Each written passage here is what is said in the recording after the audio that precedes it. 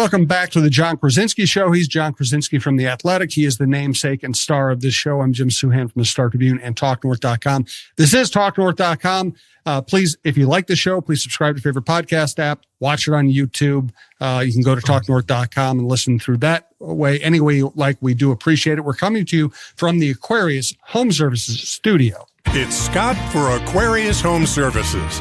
Yep, Jack Frost is back, and he's not just nipping at your nose. He's eyeing your furnace and those leaky faucets, too. Don't let him crash your holidays. Call Aquarius and get $98 off any plumbing or furnace repair. Enjoy your holidays and let Aquarius take care of your home service needs. Schedule today at AquariusHomeservices.com. Aquarius, earning the right to be recommended. Hey, this is Randy Shaver. Along with Kevin Gorg, we host the show Fantasy Huddle on Talk North. Each week, we're going to break down the matchups for the NFL season and try to give you the best chance to win your fantasy football games each and every week. Join us for Fantasy Huddle on Talk North. And we're presented by Lexus, Wayzata and Maplewood. We'll tell you more about them and our other sponsors later in the show. All right, John, 3-game losing streak.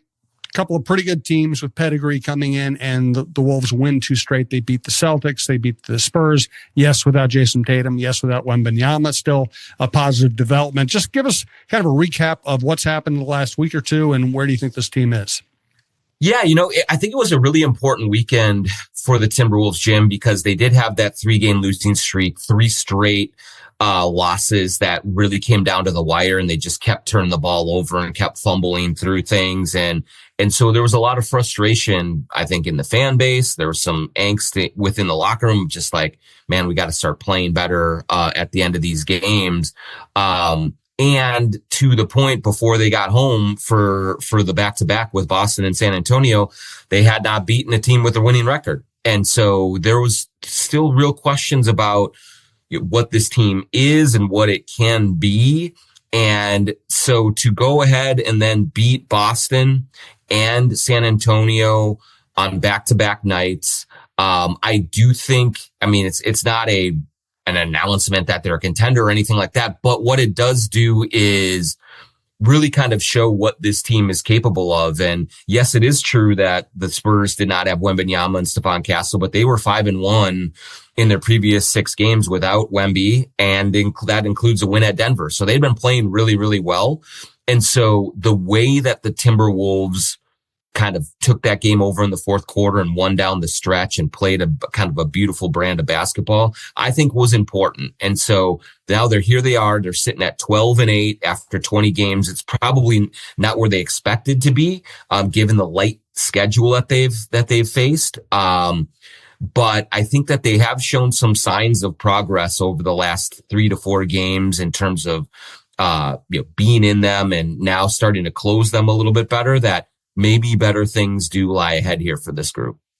Very interesting development.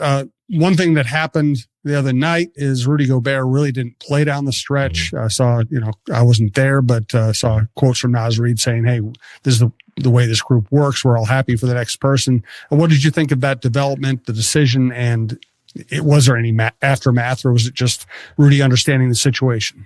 Yeah, no, I think it's definitely important to talk about, because obviously Rudy is an incredibly polarizing player, given his offensive limitations. And I think that you look at what happened in the game against the Spurs was that with Wembanyama out, the Spurs did not have a big man who was really going to be able to take advantage of the Timberwolves going small defensively with Naz Reid and Julius Randle. And so that did give Chris Finch license to give that group a shot. And for the most part this season, Finch has generally started the fourth quarter with Rudy Gobert and Mike Conley out there together as kind of the veteran stable leaders, Anthony Edwards on the bench getting a rest. And that lineup has worked out pretty well for them for the most part. But this game in particular, the Spurs were having no problem getting to the rim against Rudy. Dylan Harper was scoring there. Devin Vassell was scoring there. De'Aaron Fox was. And they weren't just able to really kind of get things going offensively enough to gain any separation. And so Finch went small, and he went with a lineup that had only played 15 minutes together this entire season before last night. And it was Mike Conley, Dante DiVincenzo, Jaden McDaniels, Naz Reid, and Julius Randle.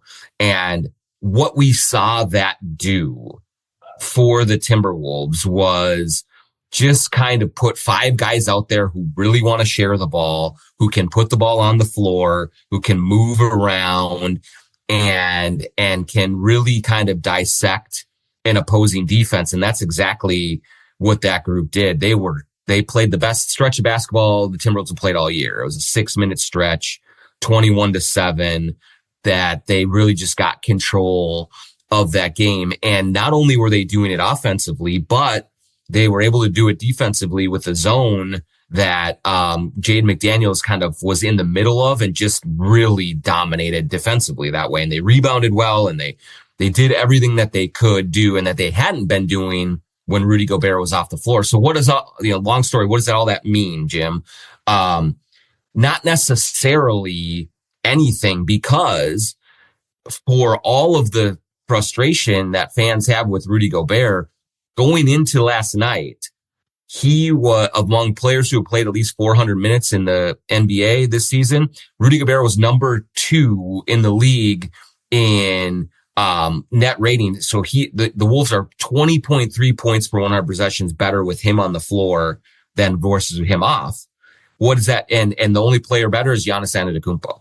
And so Rudy has been really impactful, but that particular game was one that was not the right fit for Rudy. And so I give Chris Finch a lot of credit in putting that lineup out there and then staying with it throughout the entire quarter and keeping Rudy Gobert on the bench, and just riding it that way. That's got to be the way this team plays. There are going to be other nights where you really, really need Rudy Gobert out there and someone else has to sit.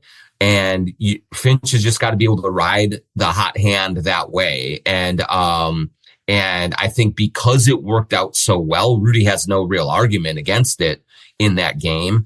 But I also don't want to draw massive conclusions that, well, this team is better without Rudy Gobert. It hasn't been the case all season long, but certainly in that game, it was the case. Finch, and you and I were talking off the air. Finch, before the game, was talking about the fact that he's been searching for the right combinations, the right lineups. I mean, is he anywhere close at this point, or is it going to be just a night by night decision-making process? Yeah. I mean, I do think that when the season started, we believed, hey, you have continuity, you have 9 of your top 10 guys back. Like the puzzle pieces should be fairly easy to figure out. But with the point guard issues that the Wolves have had, that has kind of changed the makeup of this roster. Whereas, now Anthony Edwards is kind of the main point guard. And so I think that dynamic has really put some pressure on Chris Finch to tinker with lineups, to throw different things out there. And we were having a conversation with him before the game, and he did say that, look, sometimes we're just putting stuff out there just to try it, just to see what it looks like. We don't know when it's gonna yield. And so we want to give it a chance, to breathe a little bit. And there have been times where it hasn't worked out, thinking about not having Jalen Clark on the floor, for defense in Phoenix, thinking about some of the Naz Randle front court lineups without Clark or Jaden McDaniels for defensive help. In that group would just get shredded. And so there've been times, there've been fourth quarters where both Ant and Randall were off the floor at the same time. And you're just like, I don't know that that's the right thing. And so all of that to say is that Finch has been trying to just use these, I think, first 20 games to get a feel for what is working and what is not. And, I do think that he is coming closer to the conclusion that he just has to be very, very malleable from game to game and really play the game as it comes. Like a lot of coaches, Finch included, will really like to put, a really set rotation together, and, maybe 8-9 guys are in it every night, and they come in at the same time and they come out at the same time, because a lot of players do like routine. But I think that this team right now probably needs to be more versatile and needs to be a team that adapts from quarter to quarter, from, possession to possession, to what they need. And that also requires Chris Finch to be willing to sort of get out of that box a little bit. And so I think that's where he is landing right now. Maybe at 40 games, there will be a little bit more of a defined kind of identity and lineup construction. But while they're still in this period of self-discovery, I think that you're going to see him tinker even more until he, just really gets the right group. But the one that he put out against the Spurs that start that fourth quarter, that was really, really intriguing. And we should hopefully see a lot more of it than the 15 minutes that they had played prior to this. Let's take care of the companies that allow us to do what we do. And let's start with Lexus of Wayzata in Maplewood.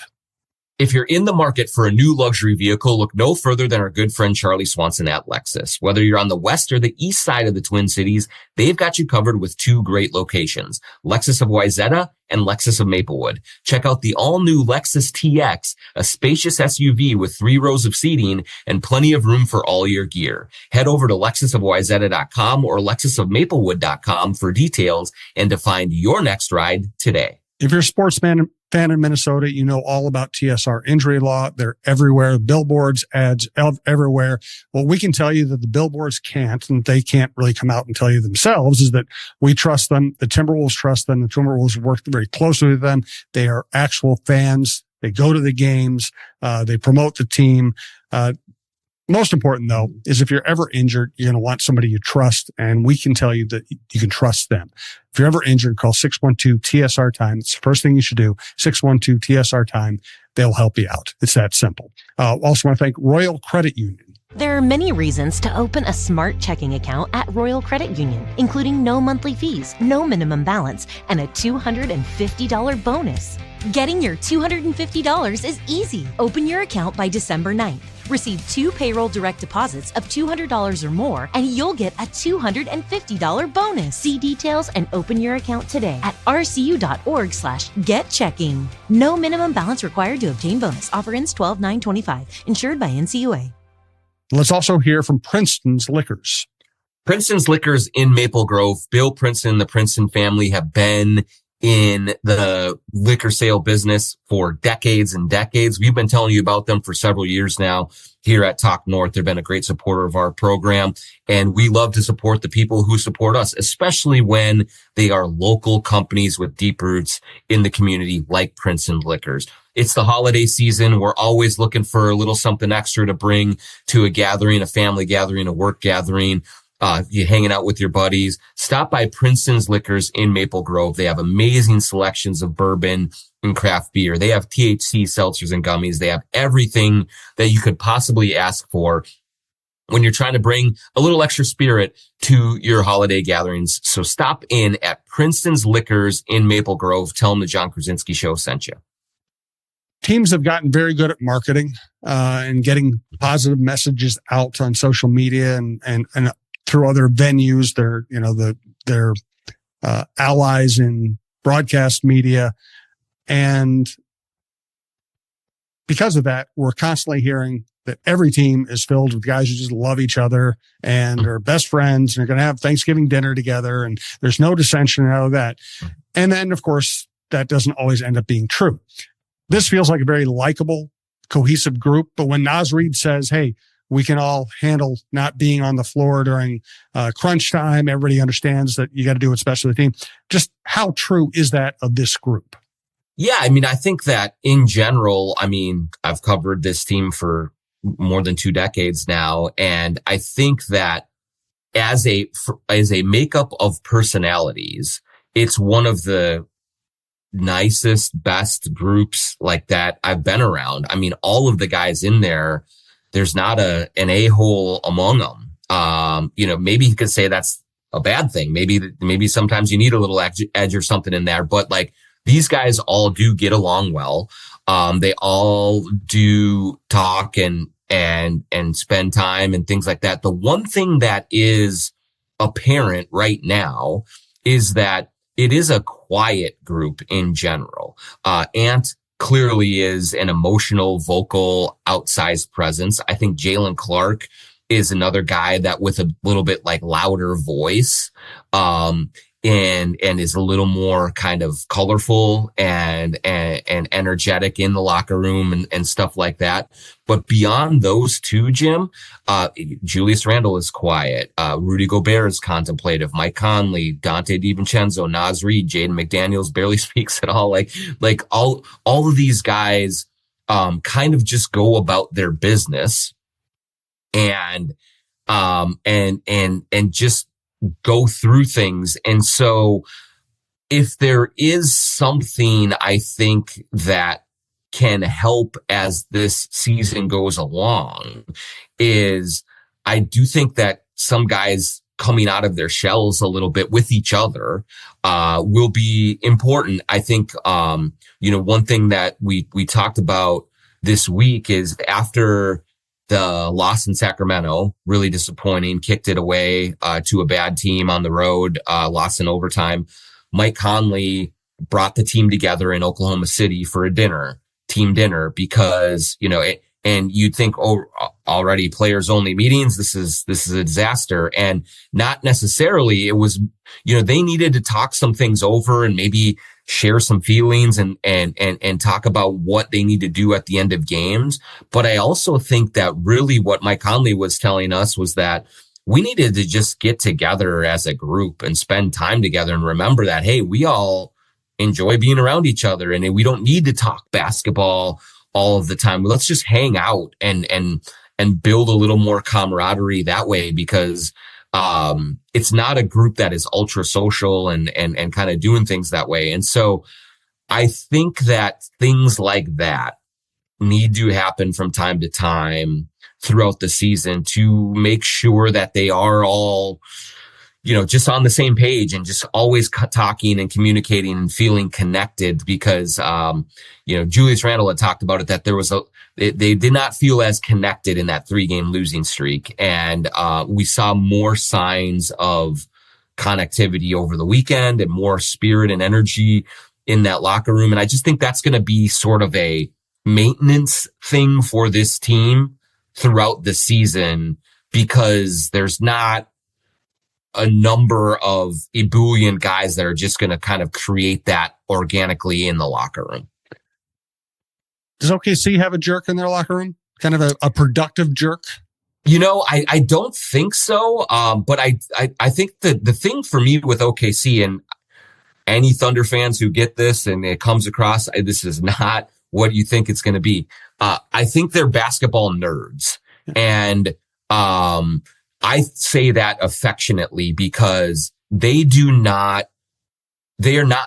team that doesn't get caught up in the trappings of fame and the trappings of success. They're not out, wild partying, things like that. They are not like, they don't have the Dylan Brookses of the world that are trying to like get under your skin or agitate or things like that. But they are like ultra focused on just hooping. And I don't think they do a whole lot else, besides that. And so, when you think back to being in school and you look at the quote unquote nerds in your class,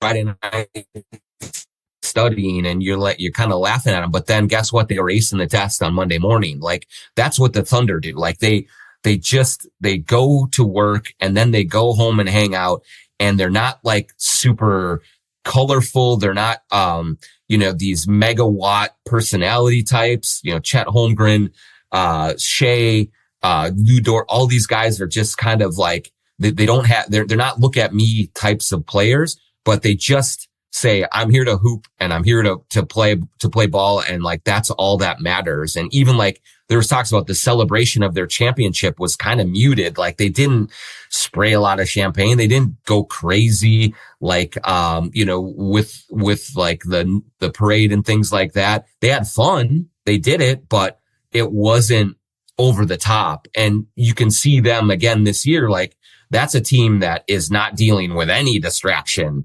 from winning the title. Like they are they're going to work, then they go home, they do their homework, and they spend a lot of time with it, and then they come back and they kick your ass again. Like that's their makeup right now. I intended to get to Anthony Edwards in this segment. I think he might be a full segment coming up here, both him playing point guard, how he's been playing lately, the fact that he's on a scoring tear. And, it was interesting to hear Alan Horton and Jim Peterson ask where he ranks, like top 10 NBA players. We can get into all that. But I want to stay in OKC for a minute here, because I feel like with the Wolves, there's a very accomplished team, 2 straight Western Conference finals. These guys are winners.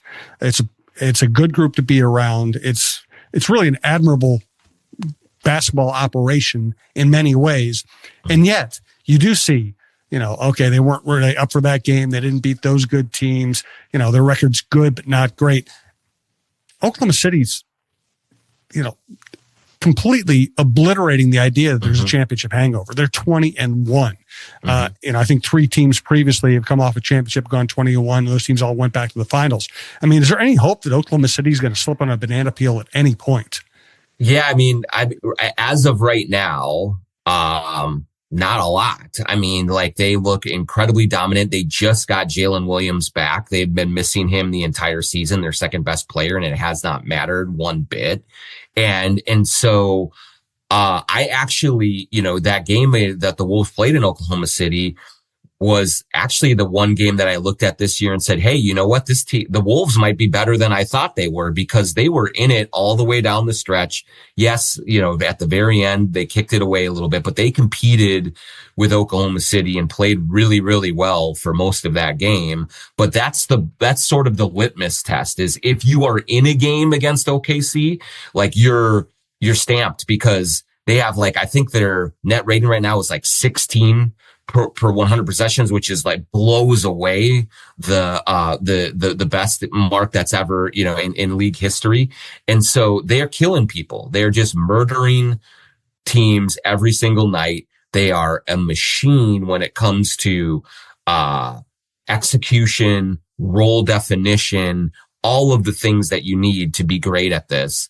And so, as of right now, you look at it and you say, no, these guys are head and shoulders above anyone else in terms of the favorite. Now, the one thing that if you're a Wolves fan and you look at that and say, boy, we have no chance, I would just say that as a veteran of covering this league, the season is incredibly long. Yes. It is so long. And so literally anything can happen between now and then. And I will never talk about injuries that way, because I just don't want to see any player get hurt. But things change from moment to moment. And one thing that we have seen, I think, that has defined this Timberwolves era, in the Finch era especially, is that the Wolves are not a team, generally speaking. They did in 23-24, but in most of the cases, they come out of the gates kind of slow. They try to figure things out. And by March and April, they are playing their best basketball. And so I do believe that Tim Connolly, Chris Finch, Ant Conley, all these guys will figure things out as the season goes along. And what, the basketball they're playing right now is up and down, but by February, March, April, they're going to be really good and figuring things out and playing well. Once you get into the playoffs, matchups happen and we'll see. But yeah, I mean, you look at the way that this season can play out, and right now, Oklahoma City looks unbeatable. Maybe something happens to throw off the equilibrium and they don't look as unbeatable. Or maybe you just get in a series with them, and guess what? Jaden McDaniels is shooting 50% from 3, and Randall isn't turning the ball over, and Ant is making the right plays, and all those things. And could they battle with OKC? Yes, they could, but they would be decided underdogs, which they should be. And Oklahoma City is clearly the favorite. But I would just say, I'm not just saying this season is over. Why bother? Because I've just seen too many things over the years that can just change it in a heartbeat, with something you never saw coming. Yep. Well said. All right, let's get to Ant. First, though, I want to hear about Chew Vision Institute. Chew Vision Institute in Bloomington. Go down to chewvision.com, set up your free consultation, and go in and meet with just the warmest, most intelligent, most knowledgeable staff that you could ever ask for. And they will get you set up with Dr. Chew, who is an incredible influence and just calming influence in the LASIK process. I had LASIK surgery a year and a half ago. It has been just an incredible experience for me. And one of my favorite parts about it was I was nervous going into the operating room, and, they're putting a laser on your eye, and that can be really kind of aggravating. But Dr. Chew comes in, he settles you down. He has a very calming, soothing voice. He's done this a million times before. He gets you right into the chair. You get set up and you do it, and it's over in like minutes. It's a really quick process, and go home, rest for a little bit. You wake up and you're seeing clearly, and life is just so much easier without contacts and eyeglasses. So go to chewvision.com, go see Dr. Chew and the good folks in Bloomington. They will take great care of you like they took great care of me, and they will help you live a much easier, much more carefree life without contacts and eyeglasses at chewvision.com. And now tell us about your upcoming holiday show at Headflyer. Headflyer Brewing in Northeast Minneapolis. We are going to have a live show on December 20th, in the evening. We'll put out a little bit more direct details as we get things approached. We're going to have a special guest we're really excited about. We will announce that a little bit closer to, the production as well. But as you guys know, you come to Headflyer for a live show. We always have great guests. We have great conversation. There are beer specials and drink specials. We'll have some giveaways, some ticket giveaways and things of that nature. But before you get to December 20th, stop into Headflyer for a Timberwolves game. Stop into Headflyer for a Vikings game. They're always putting on super hospitable environment. The tap room is wide open. They've got TVs everywhere. Most of all, they've got great beers to drink and enjoy with your friends, with your neighbors, with your family, with your coworkers, watching games, hanging out at Headflyer Brewing in Northeast Minneapolis. And now the sponsor of our end of the show Twitter question, Shepherd Goods and Lamb Chops clothing line. SGLambchops.com is the place to go. Put in the promo code JONK20 for 20% off everything you get at Lamb Chops. They have amazing casual wear, super comfortable hoodies, sweaters, sweatshirts, t-shirts, hats, pants, whatever you can look for. If you want to look good and feel good, you go to sglambchops.com and they will take care of you. Jordan and Craig are at these games. They are another just community company invested in this community that we love to support. That's been such a great supporter of us. So go to sglambchops.com, use the promo code JONK20 for 20% off anything you get at Lamb Chops.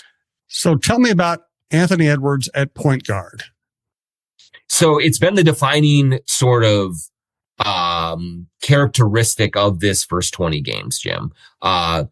We have seen them start the season, and when they moved Mike Conley out of the starting lineup and put Dante DiVincenzo in it, there was sort of a just kind of assumption that, hey, Dante is the point guard now.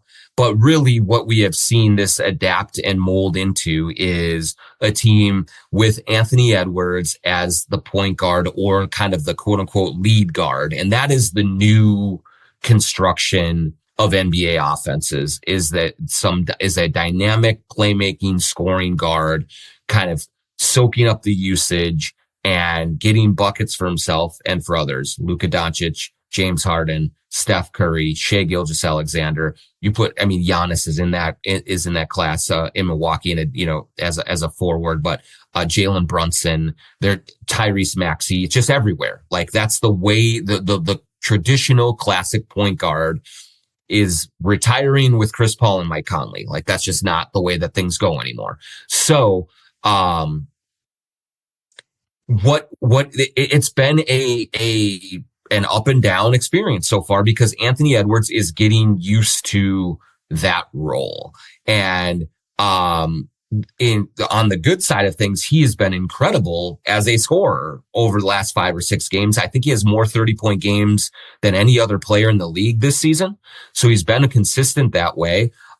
He just surpassed Cat for the most 30-point games in franchise history with his 32 against the Spurs on Sunday night. He's done it in, just over 6 years. So that's, that shows like how good of a scorer that he is and how good of a shooter that he is. Now, the other parts that he is trying to adjust to are, making sure that others are staying involved, that he's not over dribbling, that he's not isoing too much, because he can get his own shot whenever he wants. That doesn't mean he should get his own shot whenever he wants. And so I think that if there has been sort of an overall adjustment period for the team, and a reason that they are 12-8 and not, say, 15-4, 15-5, it's because Ant is figuring all of this out and he's working through it with his teammates. And he is a guy that learns on the job. Like, he needs to be in these situations. He needs to understand it. That's why I think the game against San Antonio was really valuable, because Ant was watching that group move the ball at the start of the fourth quarter as well. He was sitting on the bench too. And he needs to see kind of the vision of it all come together. When you move it quickly, when you make quick decisions, the ball comes back to you in great spots to get great shots. And so, there is there's an angel and a devil on Ant's shoulders. And the devil wants him to just score every time and just shoot every time because he can. But the angel wants him to make sure that he not only looks for himself, but he gets his teammates involved as well. And so, most of the time he is trying to listen to the angel. Sometimes that devil gets in there and just whispers sweet nothings and he goes. So I think that as the season goes along and as he gets more of a grasp of this role and a better feel for it, the Wolves are going to become better and better and more difficult to guard. And it's just going to take him time and reps to learn it and figure it out. He's a great learner. He always figures this stuff out. It just takes a little time for him to do it and get that experience. And those are some of the growing pains that the Wolves are kind of experiencing early in this season. It's also interesting to hear, as I said, Alan Horton and Jim Peterson talk about the top 10 NBA players and who's number 5. And one thing they were saying on the broadcast is, okay, you got Giannis, Jokic, Luka, and Shea. Hard to argue with those 4 and what they've accomplished. And then do you put Ant 5? Do you put Ant 10? I mean, and also as we talk about who's in that bottom 6 of the top 10, you have some fast risers coming now to challenge Ant. It's not just him challenging the established NBA stars. There are some other players coming up behind him too. So what do you think of that discussion? Yeah, no, it's a fascinating one because, in part because like the league is just so deep right now with talent. And so if you are a top 10 or a top 5 guy in this league with this group, that's saying something. Like that is nothing to slouch about. And so, yeah, there's several names that you look at in that category, and Ant is absolutely one of them. Wembanyama is one of them when he is healthy. Tyrese Maxey has been unbelievable for the Sixers. Jalen Brunson is in that category. Steph Curry is still hanging around a little bit in that group, and in the top 10, I think when you're just kind of looking at just overall impact on the game and ability that way. Cade Cunningham is another guy who is, the Pistons have been unbelievable this year, and he's jumping up into that conversation as well. So there's a lot of guys that are in that mix. I do think that Ant belongs in that conversation, probably somewhere in the 5, 6, 7 range. And I do think that sort of this step that he is trying to take from kind of scoring impresario, just a dynamic offensive player that way, to the Luka Harden level of heliocentric star. If he does complete that ascendance, now that really does get him to a point of legitimate top 5 conversation. Because the other thing that he brings to the table that a lot of the other guards in this conversation don't is he can play defense at a very high level when he does lock in. And so, yes, I think that, what Ant is doing right now and that kind of effort to round out his game even a little bit more is like the last step that he has to take to be a true top 5 guy. And if you are a top 5 guy in this league right now, you are an incredible, incredible player. How close is he to being the defensive player Finch wants him to be? It's kind of been the same thing what we've seen so far this year that we've seen for the last couple of years is that there are portions of games where he gets someone right in front of him and his jaws are on the bone and you are not getting anywhere. There was a couple of possessions late in the Spurs game where Dylan Harper had gotten whatever he wanted going to the basket. He's a big, strong rookie and he was bullying the Wolves a little bit and making it easy on himself. And Ant got in front of him and would not let him get to the basket. And so he has that capability of being a shutdown guy. And we've seen it quite a bit this season. What we have also seen is sometimes when he's off the ball, inattentiveness, not blocking out guys and giving up offensive rebounds, losing guys and being slow to close out on corner threes and things of that nature. And so it's still very much a work in progress to get full 100% focus on that end. To be fair to him, his usage rate and like the responsibility on his shoulders offensively has increased a lot this season with Mike Conley not playing as much, with Rob Dillingham struggling as much as he has. Like Ant is the focal point of the offense and he's bringing the ball up and he's initiating, he's doing all of these things.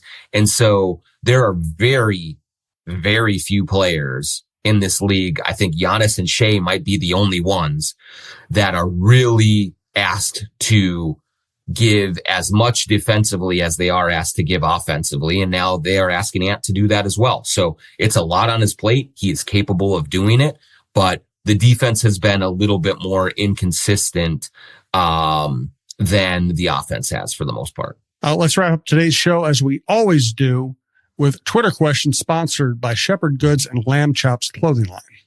Yeah, let me find it here. Yes, sir. It is. Yes, this one from Andrew Derrickson. It is clear that Ant has gotten frustrated recently with the lack of calls, 3 technical fouls in the last 4 games. Is there something the organization and Finch can do to resolve this or ease tension? Personally, I would like Finch to get a tech on Ant's behalf. So I will say that Ant started out the season great. No technical fouls for the first 15 or so games of the season. And arguing with the officials has been a problem for him in the past. He got suspended last year for 1 game for all of the technical fouls that he accumulated. And now he's picked up 3 in the last 4, and he almost got a second one against the Spurs. I think that his complaints are warranted. He is the guard version of Shaq in terms of a big, strong dude that goes to the basket, gets fouled all of the time, and does not get the calls. And the organization has sent in and will continue to send in clips to the league for review of Ant's fouls, of the times where they think that he is not getting the whistle that he deserves. You look at the whistle that Shai Gilgeous-Alexander gets or Luka Doncic gets or a lot of these other players. It's like night and day with what Ant gets. But so the organization is trying to do that. I can also tell you, Andrew, Chris Finch stands up for Anthony Edwards all of the time. In these games, there are very few coaches who are as voiceful with the officials as Chris Finch is. Like, he is constantly talking to them and riding them and pleading and begging for calls. And so I honestly do wonder if it would be better for the Wolves if everyone, Anthony Edwards, Chris Finch, all of them kind of swallowed, and hard and just didn't say anything for several games, because I wonder if, some of the constant harping and lobbying and complaining actually works against them a little bit, in terms of their interactions with officials. I can see the body language in some of these refs. They do not like it when they hear from the Wolves all of the time. Naz Reid is another big complainer. And so I don't know what the answer really is, other than maybe trying to go about it a different way and not complain as much. And maybe it won't do any good, but I understand why all of them complain. I don't think officiating is at a very high level right now, but it's not working the way that it is. And so they've got to evaluate different ways to do things. And we'll see if they do or not. I wouldn't bet on it. But Andrew, I don't think that it's going to change a whole lot. And I don't think Chris Finch getting a technical will change things a whole lot, because he gives it to the officials pretty liberally, and so they hear from him all the time. Would it benefit Ant if he just, like Shea knows he's going to get fouled if he just gets a little bit of and if you can do that, you're going to do it. It's a tremendous advantage. Would Ant be even better if he put the idea of drawing fouls out of his mind? In other words, don't draw contact expecting a whistle and then miss a shot because you expected to get rewarded by the officials. Would he be better off if he went in the lane saying, I'm going to get fouled, I'm not going to get the call, so I just need to finish through contact? Yeah, I actually think that he's doing that, Jim, for the most part. Like, a lot of these drives, I think he wants a whistle. But if you see the contact that he is drawing, I mean, he's trying to go through them. And Finch said it after the game against San Antonio that he thought it was one of Ant's best attacking games, where it was just like, look, I'm going, and he only got 2 foul shots. And so I actually wonder, and I hate to wonder it, but I wonder if it should be the other way, where he needs to go to embellishing more and he needs to flop some more. There's one thing about Anthony Edwards is he's an ethical hooper. Like, he does not flail. He does not exaggerate contact. He does not pop his head back. He doesn't fall to the ground with when you breathe on him. He is a big, strong dude that does try to go through you, and maybe that is working against him, and maybe he needs to start embellishing more. And again, I hate that style. I hate watching Shea Gilgeous-Alexander do it. I hate watching Jalen Brunson do it. I think it is unethical. I don't like it, but it works for them. Yeah. And so I hope that Ant doesn't do that. But I wouldn't blame him if he does try a little bit more of that kind of gamesmanship to see if it works and gets into the line a little more. Good Twitter question got us going on this discussion. We appreciate it. Thanks to everyone who listens, everyone who watches.